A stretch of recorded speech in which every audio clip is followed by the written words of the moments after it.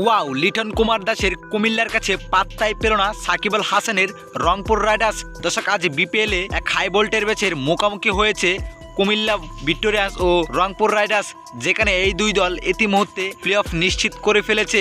বলা যায় এবারের বিপিএলে সবচেয়ে শক্তিশালী এই দুই দলেই। তাই তো এই ম্যাচটি দেখার জন্য হাজার হাজার দর্শকরা মুখিয়েছিল, যেখানে টসে হেরে শুরুতেই ব্যাটিংয়ে নেমেছিল সাকিব আল হাসানের রংপুর রাইডার্স, যেখানে 100 রানের আগে 7টি উইকেট হারিয়ে বসেন সাকিব আল হাসানের রংপুর রাইডার্স। এদিন মনে হচ্ছিল 100 রানের আগেই প্যাকেট হয়ে যাবে সাকিব আল হাসানের রংপুর রাইডার্স। তবে শেষ দিকে জেমস নিসামার 70 রানের অসাধারণ ইনিংসে 150 রান সংগ্রহ করেছিল সাকিব আল হাসানের রংপুর রাইডার্স। এই রানের জবাবে ব্যাটিংয়ে নেমেই রীতিমতো ব্যাটিং বিপর্যয়ে পড়ে যায়, কেননা 5 নম্বর ওভার করতে এসেছিলেন সাকিব আল হাসান।